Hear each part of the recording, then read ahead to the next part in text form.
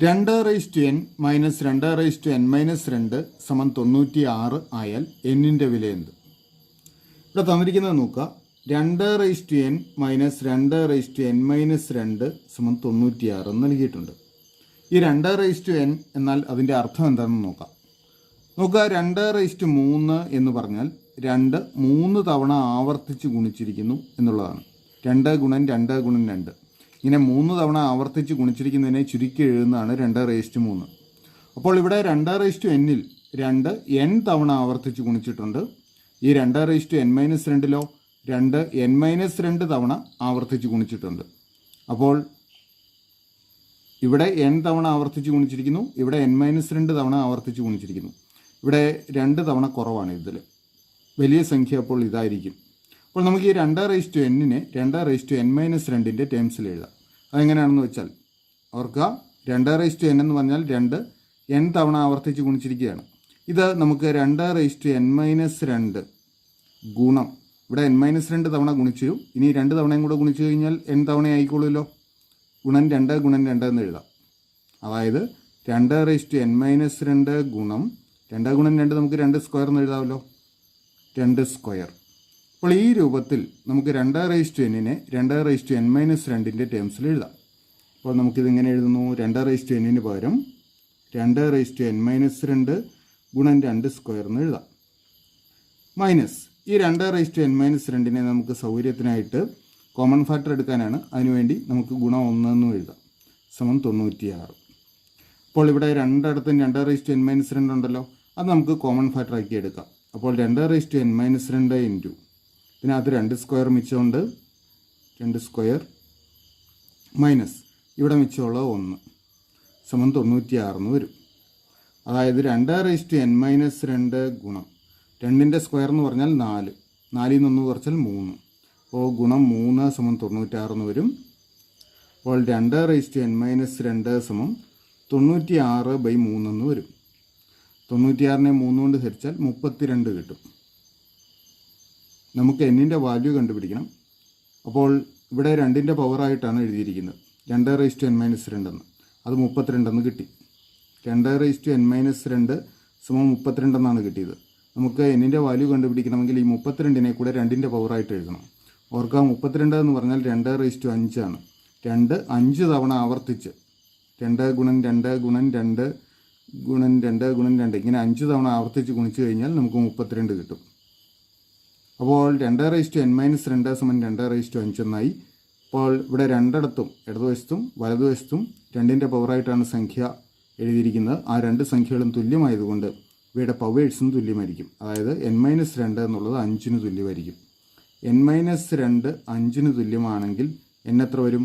ഇനിയിൽ നിന്ന് 2 കുറച്ച് 5 കിട്ടും. അപ്പോൾ n കിട്ടാൻ 5നോട് 2 കൂട്ടുക, 5 + 2 സമം 7. അപ്പോൾ നമുക്ക് n-ൻ്റെ വാല്യൂ കിട്ടി 7. നമുക്കിവിടെ തന്നിരിക്കുന്ന ഓപ്ഷൻസിൽ 8, 9, 6 ഇവയാണ് തന്നിരിക്കുന്നത്.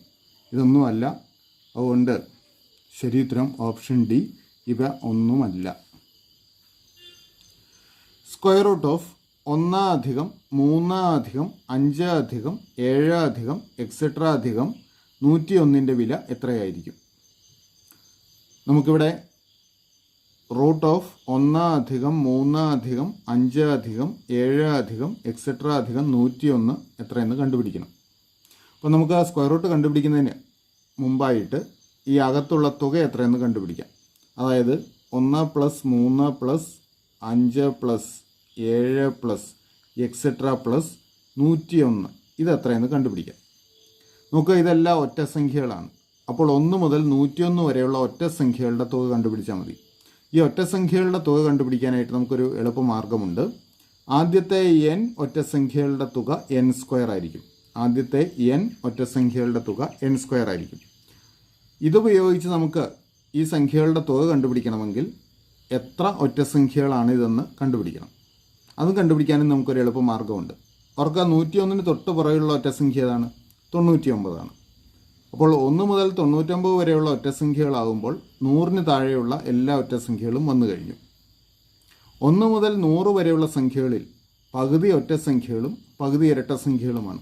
അതായത് 1 മുതൽ 100 വരെ 50 ഒറ്റ സംഖ്യകളാണുള്ളത്. അപ്പോൾ 1 മുതൽ 99 വരെയുള്ള ഒറ്റ സംഖ്യകളുടെ എണ്ണം 50 എണ്ണമാണ് ഇതുള്ളത്. അതിൻ്റെ കൂടെ ഈ 101 ഒരെണ്ണം കൂടെ വരും.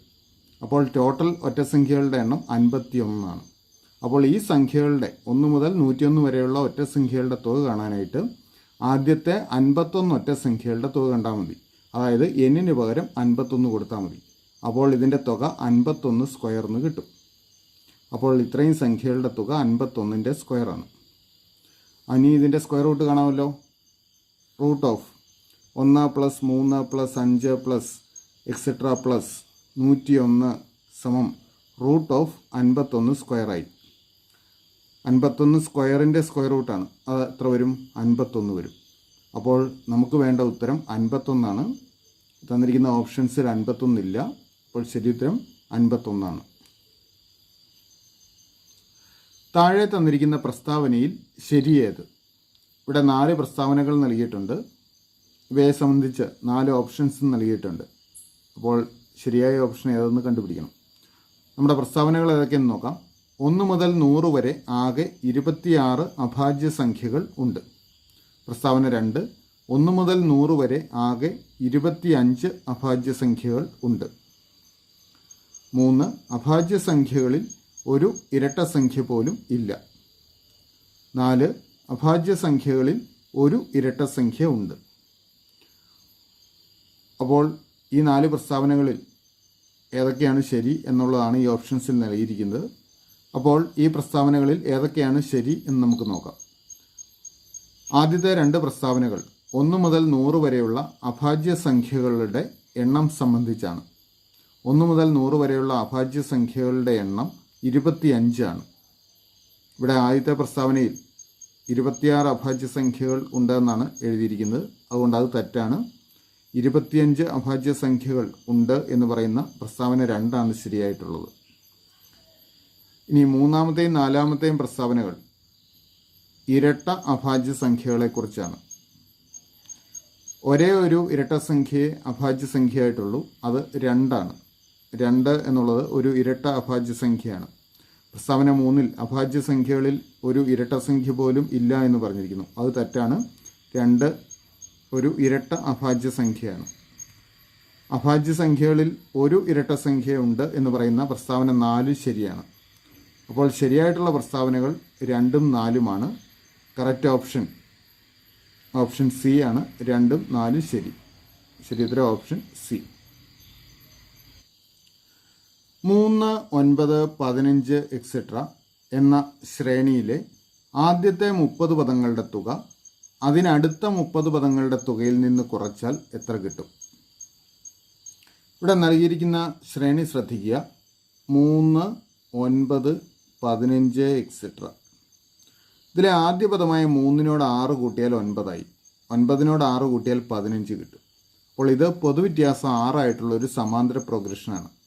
ഇതിലെ ആദ്യ പദത്തിനെ നമുക്ക് A1 കൊണ്ട് സൂചിപ്പിക്കാം. A1 3ആണ്. പൊതുവ്യത്യാസത്തിനെ D കൊണ്ട് സൂചിപ്പിച്ചാൽ D 6ഉമാണ്. ഇനി ഈ പ്രോഗ്രഷനിലെ ആദ്യത്തെ 30 പദങ്ങളുടെ തുക അതിനടുത്ത 30 പദങ്ങളുടെ തുകയിൽ നിന്ന് കുറച്ചാൽ എത്ര കിട്ടും എന്നാണ് കണ്ടുപിടിക്കേണ്ടത്. അപ്പോൾ ആദ്യത്തെ 30 പദങ്ങൾ എന്ന് പറഞ്ഞു കഴിഞ്ഞാൽ ആദ്യ പദത്തിനെ A1 എന്നെടുത്തു കഴിഞ്ഞാൽ ആദ്യത്തെ 30 പദങ്ങൾ എങ്ങനെ വരും? A1 + A2 പ്ലസ് എക്സെട്ര അങ്ങനെ 30 പദങ്ങളാകുമ്പോൾ A30. ഇതാണ് ആദ്യത്തെ 30 പദങ്ങളുടെ തുക. ഇതിനടുത്ത 30 പദങ്ങളോ, അതായത് ഈ പ്രോഗ്രഷനിലെ 31-ാം പദം മുതൽ 60 വരെയുള്ള പദങ്ങളാണ് അടുത്ത 30 പദങ്ങൾ എന്ന് പറയുമ്പോൾ. അതായത് അവയുടെ തുക എന്ന് പറയുമ്പോൾ A31 + A32 plus etcetera plus A60. അപ്പോൾ 31 മുതൽ 60 വരെയുള്ള പദങ്ങളുടെ തുകയിൽ നിന്നും 1 മുതൽ 30 വരെയുള്ള പദങ്ങളുടെ തുക കുറച്ചാൽ എത്ര കിട്ടും എന്നാണ് കണ്ടുപിടിക്കേണ്ടത്. നോക്കുക, ഈ 2 ഗ്രൂപ്പിലും ഉൾപ്പെടുന്നത് ഒരേ പ്രോഗ്രഷനിലെ തുടർച്ചയായ പദങ്ങളാണ്.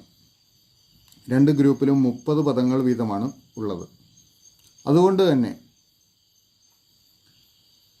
നമുക്ക് ഈ 2 തുകകൾ തമ്മിലുള്ള വ്യത്യാസം കണ്ടുപിടിക്കുന്നതിന് ഒരു എളുപ്പമാർഗമുണ്ട്. ചെയ്യേണ്ടത് ഇത്രയേ ഉള്ളൂ. 2ലെയും ആദ്യ പദങ്ങൾ തമ്മിലുള്ള വ്യത്യാസം കാണുക. 2ലെയും ആദ്യ പദങ്ങൾ തമ്മിലുള്ള വ്യത്യാസം കാണുക. ആ വ്യത്യാസത്തിനെ ഓരോ ഗ്രൂപ്പിലെയും പദങ്ങളുടെ എണ്ണം കൊണ്ട് ഗുണിച്ചു കഴിഞ്ഞാൽ നമുക്ക് ഈ തുകകൾ തമ്മിലുള്ള വ്യത്യാസം കിട്ടും. അപ്പോൾ രണ്ടിലെ ആദ്യ പദങ്ങൾ തമ്മിലുള്ള വ്യത്യാസം കാണണമെങ്കിൽ ഇതിലെ വലിയ പദം 31-ാം പദമാണല്ലോ, അതിൽ നിന്ന് 1-ാം പദം കുറയ്ക്കണം. അവർക്ക് 1-ാം പദവും 31-ാം പദവും തമ്മിലുള്ള ബന്ധം എന്താണ്? 31-ാം പദം എന്ന് പറയുന്നത് 1-ാം പദത്തിനോടുകൂടി 30 തവണ പൊതുവ്യത്യാസം കൂട്ടിയാൽ കിട്ടുന്നതാണ്. അവർക്ക് 1-ാം പദത്തിൻ്റെ കൂടെ 1 തവണ പൊതുവ്യത്യാസം കൂട്ടിയാൽ 2-ാം പദം കിട്ടും. 2 തവണ പൊതുവ്യത്യാസം കൂട്ടിയാൽ 3-ാം പദം. അങ്ങനെ 30 തവണ പൊതുവ്യത്യാസം കൂട്ടിയാൽ 31-ാം പദം കിട്ടും. അതുകൊണ്ട് തന്നെ 31-ാം പദത്തിൽ നിന്നും 1-ാം പദം കുറച്ചാൽ കിട്ടുന്നത് 30D ആണ്. ഇവിടെ ഡിയുടെ വാല്യൂ 6 ആണ്. അതുകൊണ്ട് 30 ഗുണം 6 സമം 180 വരും. അപ്പോൾ ഈ രണ്ട് ഗ്രൂപ്പിലെയും ആദ്യ പദങ്ങൾ തമ്മിലുള്ള വ്യത്യാസം 180 ആണ്. ഇതിനെ ഒരു ഗ്രൂപ്പിലെ പദങ്ങളുടെ എണ്ണം കൊണ്ട് ഗുണിച്ചു കഴിഞ്ഞാൽ നമുക്ക് ഈ തുകകൾ തമ്മിലുള്ള വ്യത്യാസം കിട്ടും. അതായത് നമുക്ക് വേണ്ട തുകകൾ തമ്മിലുള്ള വ്യത്യാസം 180 ഗുണം 30 ആണ്. 18 ഗുണം 3 54. 2 പൂജ്യം കൂടെ ചേർക്കുക. അപ്പോൾ 5400 ആണ് ഈ രണ്ട് തുകകൾ തമ്മിലുള്ള വ്യത്യാസം. നമുക്ക് നൽകിയിരിക്കുന്ന ഓപ്ഷൻസിൽ 5400 ഇല്ല. ശരി ഉത്തരം 5400. തുടർച്ചയായ 5 ഒറ്റസംഖ്യകളാണ് A, B, C, D, E. താഴെ തന്നിരിക്കുന്നതിൽ ഏതായിരിക്കും ഇവയുടെ ശരാശരി? ഇവിടെ A, B, C, D, E ഇവ തുടർച്ചയായ 5 ഒറ്റസംഖ്യകളാണെന്ന് നൽകിയിട്ടുണ്ട്. ഈ തന്നിരിക്കുന്നതിൽ ഏതായിരിക്കും ഇവയുടെ ശരാശരി എന്നാണ് കണ്ടുപിടിക്കേണ്ടത്. അവർക്ക് തുടർച്ചയായ ഒറ്റസംഖ്യകൾ ഒരു സമാന്തര പ്രോഗ്രഷനാണ്. ഉദാഹരണമായിട്ട് 1, 3, 5, 7 നോക്കുക. പൊതുവ്യത്യാസം 2 വരുന്ന 1-നോട് 2 കൂട്ടിയാൽ 3, 3-നോട് 2 കൂട്ടിയാൽ 5, 5-നോട് 2 കൂട്ടിയാൽ 7. അതായത് പൊതുവ്യത്യാസം 2 ആയിട്ടുള്ള ഒരു സമാന്തര പ്രോഗ്രഷനാണ്. അപ്പോൾ ഈ 5 സംഖ്യകൾ പൊതുവ്യത്യാസം 2 ആയിട്ടുള്ള ഒരു സമാന്തര പ്രോഗ്രഷനിലെ തുടർച്ചയായ 5 സംഖ്യകളാണ്. സമാന്തര പ്രോഗ്രഷനിലെ തുടർച്ചയായ സംഖ്യകൾക്കൊരു പ്രത്യേകതയുണ്ട്. അതിൽ മധ്യത്തിൽ വരുന്ന സംഖ്യ ഈ സംഖ്യകളുടെ ശരാശരിയായിരിക്കും. ഇവിടെ മധ്യത്തിൽ വരുന്നത് സി ആണ്. അതുകൊണ്ട് സി ഇവയുടെ ശരാശരിയായിരിക്കും. ശരി ഉത്തരം സി ശരിയാണ്. ഇനി മറ്റൊരു കാര്യം നോക്കുക. ഈ 5 സംഖ്യകളുടെ ശരാശരി കിട്ടാൻ ഇതെല്ലാം കൂടെ കൂട്ടി അതിനെ 5 കൊണ്ട് ഹരിച്ചാൽ മതിയല്ലോ. അതുകൊണ്ട് ഓപ്ഷൻ ബിയും ശരിയാണ്. ഏത്? A plus B plus C plus D plus C by 5 ഇതും ശരിയാണ്. ഇവയുടെ ശരാശരി കിട്ടും. ഇനി മറ്റൊരു പ്രത്യേകതയുണ്ട്. സമാന്തര പ്രോഗ്രഷനിലെ തുടർച്ചയായ പദങ്ങളുടെ ശരാശരി കാണാൻ അതിലെ ആദ്യ പദത്തിൻ്റെ അവസാന പദത്തിൻ്റെ ശരാശരി കണ്ടാൽ മതി. അതായത് എയും ഇയും കൂടെ കൂട്ടി അതിനെ 2 കൊണ്ട് ഹരിച്ചാൽ മതി. അതാണ് നമുക്ക് തന്നിരിക്കുന്ന option A plus C by 2. ഇതും ശരിയാണ്. അപ്പോൾ ഇത് 3ഉം ശരിയായതുകൊണ്ട് ഓപ്ഷൻ ഡി ആണ് കറക്റ്റ് ഉത്തരം. 3ഉം ശരിയാണ്. ശരി ഉത്തരം ഓപ്ഷൻ ഡി. 250 മീറ്റർ 320 മീറ്റർ നീളമുള്ള എതിർദിശയിൽ സഞ്ചരിക്കുന്ന 2 തീവണ്ടികളുടെ വേഗത മണിക്കൂറിൽ 60 കിലോമീറ്റർ, 50 കിലോമീറ്റർ എന്നീ ക്രമത്തിലാണ്. രണ്ടും പരസ്പരം കടന്നു പോകാൻ എത്ര സമയം വേണ്ടിവരും? ഇവിടെ എതിർദിശയിൽ സഞ്ചരിക്കുന്ന 2 തീവണ്ടികളുടെ നീളങ്ങൾ നൽകിയിട്ടുണ്ട്. 250 മീറ്ററും 320 മീറ്ററും. 250 മീറ്റർ 320 മീറ്റർ. ഇവയുടെ വേഗതകൾ നൽകിയിട്ടുണ്ട്. ആദ്യത്തെ തീവണ്ടിയുടെ വേഗത 60 കിലോമീറ്റർ പെർ മണിക്കൂറാണ്. രണ്ടാമത്തെ തീവണ്ടിയുടെ വേഗത 50 കിലോമീറ്റർ പെർ മണിക്കൂറാണ്. ഇവ രണ്ടും പരസ്പരം കടന്നു പോകാൻ എത്ര സമയം വേണ്ടിവരുമെന്ന് കണ്ടുപിടിക്കണം. അപ്പോൾ എതിർദിശയിൽ സഞ്ചരിക്കുന്ന ഈ 2 തീവണ്ടികൾക്ക് പരസ്പരം കടന്നു പോകാൻ ആ 2 തീവണ്ടികളുടെ നീളങ്ങളുടെ തുകയ്ക്ക് തുല്യമായ ദൂരം സഞ്ചരിക്കണം. 2 തീവണ്ടികളുടെയും നീളങ്ങളുടെ തുകയ്ക്ക് തുല്യമായ ദൂരം സഞ്ചരിക്കണം. അപ്പോൾ നീളങ്ങളുടെ തുക എത്രയാണ്? 250 പ്ലസ് 320. അതായത് 570 മീറ്റർ ദൂരം സഞ്ചരിക്കണം ഇവയ്ക്ക് പരസ്പരം കടന്നു പോകാൻ. ഇനി ഇവ എതിർ ദിശയിലാണ് സഞ്ചരിക്കുന്നത്. അതുകൊണ്ട് ഇവയുടെ ആപേക്ഷിക വേഗത എന്ന് പറയുന്നത് ഈ 2 തീവണ്ടികളുടെയും വേഗതകളുടെ തുകയായിരിക്കും. അപ്പോൾ ആപേക്ഷിക വേഗത കിട്ടാൻ 60ഉം 50ഉം കൂടെ കൂട്ടുക. അതായത് 110 കിലോമീറ്റർ പെർ മണിക്കൂറാണ് ഇവയുടെ ആപേക്ഷിക വേഗത.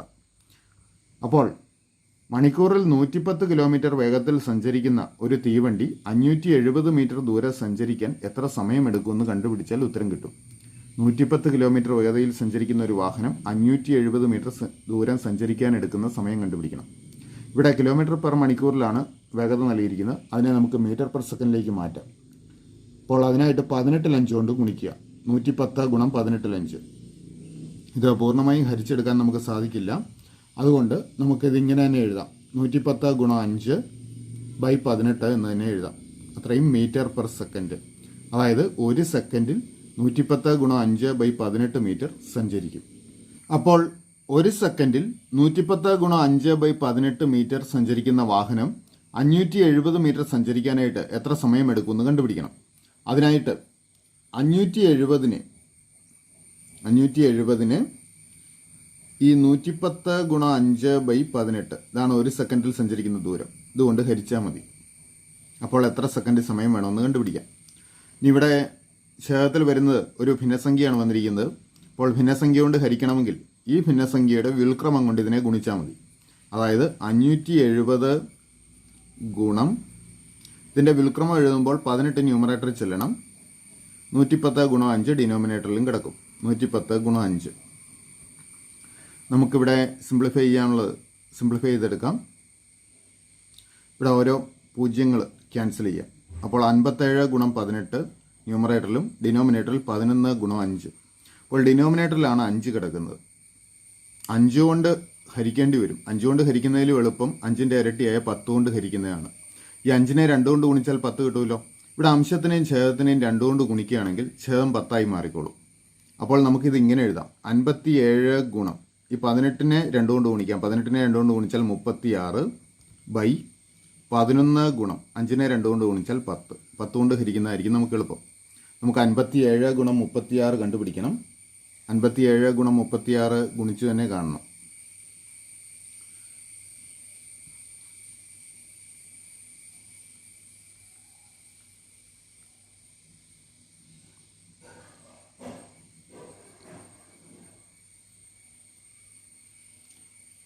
ആറ് കൊണ്ട് 57നെ ഗുണിച്ചാൽ 342 വരും.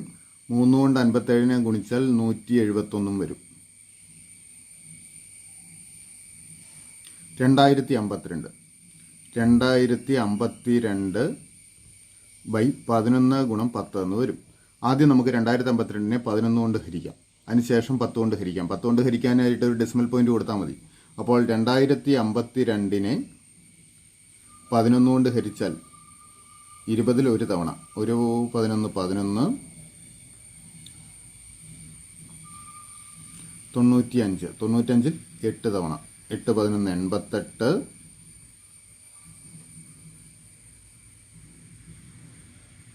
72 വരും. 72ലോ 6 തവണ 6 11 66. ഇനി വീണ്ടും 6 വരും. 0 കൊടുക്കണം. ഇനി ഡെസിമൽ പോയിന്റ് കൊടുത്ത് 0 കൊടുത്താലേ പറ്റുള്ളൂ.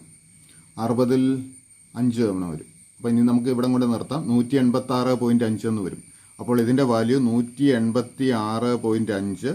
ബാക്കിയുള്ളത് നമുക്ക് ഒഴിവാക്കാം. /10 എന്ന് വരും. ഈ 10 കൊണ്ട് ഹരിക്കാനായിട്ട് ഡെസിമൽ പോയിന്റ് ഒരു സ്ഥാനം ഇടത്തോട്ട് മാറ്റിയാൽ മതി. അപ്പോൾ 18.65 എന്ന് നമുക്ക് കിട്ടും. 18.65.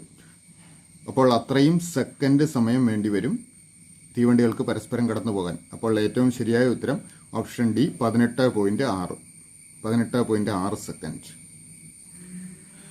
4/88 + 4/88 + 4/88 + 4/88 = 4k ആയാൽ കെയുടെ വില എത്ര? ഇവിടെ 4/88 4 തവണ ആവർത്തിച്ച് കൂട്ടിയിരിക്കുകയാണ്. അപ്പോൾ ഇത് നമുക്ക് ഒന്നുകൂടി സിംപ്ലിഫൈ ചെയ്ത് എഴുതാം. ഓർക്കുക, 3 + 3 + 3 + 3 3 4 തവണ ആവർത്തിച്ച് ഗുണിച്ചിരിക്കുന്നു. ഇത് 4 ഗുണം 3ന് തുല്യമാണ്. 3നെ 4 കൊണ്ട് ഗുണിച്ചു കഴിഞ്ഞാൽ ഇതേ ഉത്തരം തന്നെയായിരിക്കും നമുക്ക് കിട്ടുക. അപ്പോൾ നമുക്ക് ഈ 4/88 4 തവണ ആവർത്തിച്ച് കൂട്ടിയിരിക്കുന്നതിനെ നമുക്ക് ഇങ്ങനെ എഴുതാം. 4 ഗുണം 4/88 എന്ന് എഴുതാം. 4 ഗുണം 4/88 = 4k എന്ന് വരും. ഇനി 4/88ൻ്റെ മീനിങ് എന്താണ്?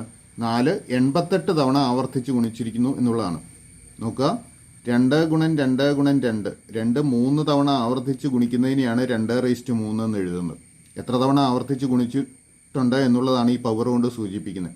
അപ്പോൾ ഇവിടെ 4 88 തവണ ആവർത്തിച്ച് ഗുണിച്ചിട്ടുണ്ട്. അതിൻ്റെ കൂടെ ഇപ്പോൾ ഒരു തവണയും കൂടായി. അപ്പോൾ ഇതൊന്നിച്ച് നമുക്ക് 4/89 എന്ന് എഴുതാം. മൊത്തം 89 തവണയാണ് 4 ഗുണിച്ചിരിക്കുന്നത്. =4k എന്ന് കിട്ടും. അപ്പോൾ 4ൻ്റെ പവറായിട്ട് എഴുതിയിരിക്കുന്ന 2 സംഖ്യകൾ തുല്യമാണെന്ന് നൽകിയിരിക്കുന്നു. അങ്ങനെയെങ്കിൽ അവയുടെ പവറും തുല്യമായിരിക്കണം. അതായത് കെയുടെ വാല്യൂ 89 ആയിരിക്കും. ശരി ഉത്തരം ഓപ്ഷൻ എ. ഒറ്റയാൻ ആര്? ഇവിടെ 4 ഗ്രൂപ്പ് സംഖ്യകൾ നൽകിയിട്ടുണ്ട്. ഇക്കൂട്ടത്തിൽ വേറിട്ട് നിൽക്കുന്ന ഗ്രൂപ്പ് ഏതെന്ന് കണ്ടുപിടിക്കണം. ഓപ്ഷൻസ് നോക്കുക. 7, 4, 9. Option B 13, 36, 7. അടുത്തത് 5, 25, 9. അടുത്തത് 11, 16, 7. അപ്പോൾ ഇതിലെ 3 എണ്ണത്തിന് ഒരു പൊതുവായ പ്രത്യേകതയുണ്ട്. നോക്കുക, ഫസ്റ്റ് ഓപ്ഷൻ നോക്കുക. 7, 4, 9. ഇതിലെ ആദ്യ സംഖ്യ 7ഉം അവസാന സംഖ്യ 9ഉമാണ്. ഈ രണ്ട് സംഖ്യകൾ തമ്മിലുള്ള വ്യത്യാസം എത്രയാണ്? 9ൽ നിന്ന് 7 കുറച്ചാൽ കിട്ടുന്നത് 2 ആണ്. ഈ 2ൻ്റെ സ്ക്വയർ ആണല്ലോ 4. അതായത് ആദ്യ സംഖ്യയുടെ അവസാന സംഖ്യയും തമ്മിലുള്ള വ്യത്യാസത്തിൻ്റെ വർഗ്ഗമാണ് നടുക്ക് വന്നിരിക്കുന്നത്. ഇവിടെ നമുക്ക് നോക്കാം. ആദ്യ സംഖ്യ 13ഉം അവസാന സംഖ്യ 7ഉം. ഇവ തമ്മിലുള്ള വ്യത്യാസമോ 13ൽ നിന്ന് 7 കുറച്ചാൽ 6ആണ് കിട്ടുന്നത്. ഈ 6ൻ്റെ സ്ക്വയർ ആണല്ലോ നടുക്ക് വന്നിരിക്കുന്നത് 36. ഓപ്ഷൻ ഡിയിലും ഇതേ പ്രത്യേകതയുണ്ട്. നോക്കുക, ആദ്യ സംഖ്യ 11, അവസാന സംഖ്യ 7. ഇവ തമ്മിലുള്ള വ്യത്യാസം 11ൽ നിന്ന് 7 കുറച്ചാൽ കിട്ടുന്ന 4. 4ൻ്റെ സ്ക്വയർ ആണ് നടുക്ക് വന്നിരിക്കുന്നത് 16. ഇവിടെ അത് വന്നിട്ടില്ല. നോക്കുക, 5ഉം 9ഉമാണ്. ഇവ തമ്മിലുള്ള വ്യത്യാസം 9ൽ നിന്ന് 5 കുറച്ചാൽ കിട്ടുന്ന 4ആണ്. പക്ഷെ 4ൻ്റെ സ്ക്വയർ 16ആണ്. 4ൻ്റെ സ്ക്വയർ അല്ല നടുക്ക് വന്നിരിക്കുന്നത്, അത് ഓർക്കുക. 4ൻ്റെ സ്ക്വയർ 16ആണ്. ഇവിടെ പക്ഷേ 25ആണ് വന്നിരിക്കുന്നത്. അപ്പോൾ ഇതിലെ ഓപ്ഷൻ സി ഒഴിച്ച് ബാക്കി 3 എണ്ണത്തിനും പൊതുവായ ഒരു പ്രത്യേകതയുണ്ട്. അതുകൊണ്ട് വേറിട്ട് നിൽക്കുന്ന ഓപ്ഷൻ സി ആണ് ഉത്തരം. ഒരു ദിവസത്തിൽ ഒരു ക്ലോക്കിലെ സമയവും പ്രതിബിംബത്തിലെ സമയവും എത്ര തവണ തുല്യമാകും? അപ്പോൾ ഒരു ദിവസം ഒരു ക്ലോക്കിലെ സമയവും അതിൻ്റെ പ്രതിബിംബത്തിലെ സമയവും തുല്യമായി വരുന്നത് എത്ര തവണയെന്ന് കണ്ടുപിടിക്കണം. ഓർക്കുക, 12 മണിക്കൂറിൽ ഒരു ക്ലോക്കിലെ സമയവും പ്രതിബിംബത്തിലെ സമയവും തുല്യമായി വരുന്നത് 2 തവണയാണ്. ഒന്ന് 6 മണിയാകുമ്പോഴാണ്. ഓർക്കുക, 6 മണിയാകുമ്പോൾ അതിലെ മണിക്കൂർ സൂചി 6ന് നേരെയും മിനിറ്റ് സൂചി 12ന് നേരെയും ആയിരിക്കും. ഈ ഒരു സമയത്ത് ക്ലോക്കിലെ സമയവും പ്രതിബിംബത്തിലെ സമയവും തുല്യമായിരിക്കും. മറ്റൊന്ന് 12 മണിയാകുമ്പോഴാണ്. 12 മണിക്ക് 2 സൂചികളും മണിക്കൂർ സൂചിയും മിനിറ്റ് സൂചിയും 12ന് നേരെയായിരിക്കും. ഈ ഒരു സമയത്തും ക്ലോക്കിലെയും അതിൻ്റെ പ്രതിബിംബത്തിലെയും സമയം തുല്യമായി കാണാം. അങ്ങനെ 12 മണിക്കൂറിനിടയിൽ 2 തവണയാണ് ക്ലോക്കിലെ സമയവും പ്രതിബിംബത്തിലെ സമയവും തുല്യമാകുന്നത്. അപ്പോൾ ഒരു ദിവസത്തിൽ, അതായത് 24 മണിക്കൂറിനിടയിൽ മൊത്തം 4 തവണ ക്ലോക്കിലെ സമയവും പ്രതിബിംബത്തിലെ സമയവും തുല്യമായി വരും. ശരി ഉത്തരം ഓപ്ഷൻ ബി 4. ഗുണം എന്ന ചിഹ്നം അധികത്തിനെയും അധിക ചിഹ്നം ഹരണത്തിനെയും ന്യൂനചിഹ്നം ഗുണനത്തിനെയും ഹരണചിഹ്നം ന്യൂനത്തിനെയും സൂചിപ്പിച്ചാൽ താഴെ തന്ന പ്രസ്താവനയിൽ തെറ്റ് ഏത്? അപ്പോൾ തന്നിരിക്കുന്ന പ്രസ്താവനയിൽ തെറ്റ് ഏതെന്നാണ് കണ്ടുപിടിക്കേണ്ടത്. ഓപ്ഷൻ എ നോക്കുക. 6 ഗുണം 4 മൈനസ് 5 പ്ലസ് 2 ഭാഗം 1 സമം 15. അപ്പോൾ ഇത് തെറ്റോ ശരിയോ എന്ന് കണ്ടുപിടിക്കാനായിട്ട് ഇതിൽ തന്നിരിക്കുന്ന ഓരോ സിമ്പിളിനും പകരം അതിൻ്റെ സ്ഥാനത്ത് വരേണ്ട കറക്റ്റായ സിമ്പിൾ നമ്മൾ കൊടുക്കണം. അപ്പോൾ നമുക്കിത് സിമ്പിൾസ് ഒന്ന് മാറ്റി എഴുതാം. 6 ഗുണം 4 ഗുണത്തിൻ്റെ സ്ഥാനത്ത് വരേണ്ട അധികമാണ്. അപ്പോൾ 6 അധികം 4 ന്യൂനം എന്തിനെയാണ് സൂചിപ്പിക്കുന്നത്? ഗുണനത്തിനെയാണ്. ഗുണം 5 പ്ലസ് ഹരണത്തിനെയാണ് സൂചിപ്പിക്കുന്നത്. ഭാഗം 2 ഭാഗം അല്ലെ ഹരണം, ഈ സിമ്പൽ ന്യൂനത്തിനെ സൂചിപ്പിക്കുന്നു. ന്യൂനം 1 എന്ന് വരും. അപ്പോൾ ഇതിലെ ഈ ഭാഗം വേണം നമ്മൾ ആദ്യം ചെയ്യാൻ, ഗുണനവും ഹരണവും. അപ്പോൾ 4 ഗുണം 5 20. 20നെ 2 കൊണ്ട് ഹരിച്ചാൽ 10 എന്ന് കിട്ടും. അപ്പോൾ ഇത് 6 പ്ലസ് 10 മൈനസ് 1 എന്ന് വരും. 10 6 16. 16ൽ നിന്ന് 1 കുറച്ചാൽ 15ആണ് വരുന്നത്. അപ്പോൾ ഇത് ശരിയാണ്. അപ്പം ഓപ്ഷൻ എ അല്ല ഉത്തരം. ഈ ഓപ്ഷൻ ബി നോക്കുക. ഇവിടെയും നമുക്ക് സിമ്പിൾസ് ഒന്ന് മാറ്റി എഴുതാം. 5 പ്ലസ് 4 ന്യൂനത്തിൻ്റെ സ്ഥാനത്ത് ഗുണനം, ഗുണം 5 ഭാഗം 2 മൈനസ് 1 എന്ന് വരും. ഇവിടെയും നമ്മൾ ഈ പാർട്ടാണ് ആദ്യം ചെയ്യുന്നത്. 4 5 20. 20/2 10. അപ്പോൾ ഇത് 5 പ്ലസ് 10 മൈനസ് 1 എന്ന് വരും. 10 5 15. 15ൽ നിന്ന് 1 കുറച്ചാൽ 14. ഇതും ശരിയാണ്. അടുത്ത ഓപ്ഷൻ സി നോക്കുക. 6 ഗുണം 4 മൈനസ് 5 പ്ലസ് 2 ഭാഗം 2. അപ്പോൾ ഗുണനത്തിൻ്റെ സ്ഥാനത്ത് അധികം കൊടുക്കണം. അപ്പോൾ 6 അധികം 4 മൈനസിൻ്റെ സ്ഥാനത്ത് ഇൻറ്റു കൊടുക്കുക. പ്ലസിൻ്റെ സ്ഥാനത്ത് എന്ത് കൊടുക്കണം? ഭാഗം 2 ഇൻറ്റു 5 ഭാഗം 2 മൈനസ് 2. നോക്കാം. ഇവിടെയും ഗുണനവും ഹരണവും വരുന്ന ഈ ഭാഗം ആദ്യം ചെയ്യുക. 4 5 20, 20/2 10. അപ്പോൾ ഇത് 6 + 10 - 2 എന്ന് വരും. 16, 16ൽ നിന്ന് 2 കുറച്ചാൽ 14. ഇതും ശരിയാണ്. ഇനിയിപ്പോൾ തെറ്റായി വരാവുന്ന ഓപ്ഷൻ ഡി മാത്രമേ ഉള്ളൂ. അപ്പോൾ നമുക്ക് ഓപ്ഷൻ ഡി ഒന്ന് ചെക്ക് ചെയ്തേക്കാം. അപ്പോൾ 6 + 4 × 5 ഭാഗം 2 ന്യൂനം 3 ഇങ്ങനെ ആയിരിക്കും വരിക. ഇതിൽ 4 × 5 20, 20/2 10 എന്ന് വരും. 6ഉം 10ഉം കൂടെ കൂട്ടിയാൽ 16, 16ൽ നിന്ന് 3 കുറച്ചാൽ 13 ആണ് വരേണ്ടത്. ഇവിടെ 12 ആണ് തന്നിരിക്കുന്നത്. അപ്പോൾ ഇതാണ് തെറ്റ്. അപ്പോൾ ശരി ഉത്തരം ഓപ്ഷൻ ഡി